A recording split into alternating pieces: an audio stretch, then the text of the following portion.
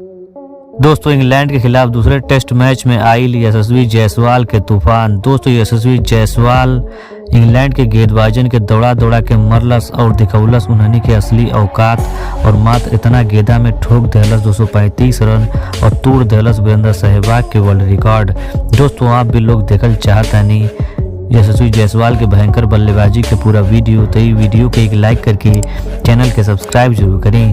दोस्तों जैसन कि आप सभी लोगों को पता बा, भारत और इंग्लैंड के बीच में 5 टेस्ट मैचन के सीरीज के शुरुआत हो चुकल बा, जगह पहला मुकाबला इंग्लैंड के टीम बहुत ही आसानी से जीत ले बा और इंग्लैंड के टीम इस टेस्ट सीरीज में भारतीय टीम पर हावी नजर आवतिया। लेकिन दूसरका टेस्ट मैच में अपन भारतीय टीम ईंट के जवाब पत्थर से जरूर देई और अंग्रेजन के उन्होंने की असली औकात दिखा दी।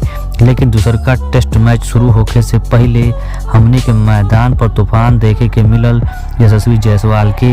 दोस्तों यशस्वी जायसवाल प्रैक्टिस मैच के दौरान अपने बल्लेबाजी सबके हैरान कर देहलस और मैदान के चारों तरफ खूब चौका और छक्का जड़लस और गेंदबाजन के बखिया उधेड़ देहलस और मात्र 50 गेंदा में ठोक देहलस 235 रन और तोड़ देहलस वीरेंद्र सहवाग के वर्ल्ड रिकॉर्ड। दोस्तों यशस्वी जायसवाल के बल्लेबाजी आप लोगों के कैसन लगल, आप अपन राय नीचे कमेंट सेक्शन में कमेंट करके जरूर दें। धन्यवाद।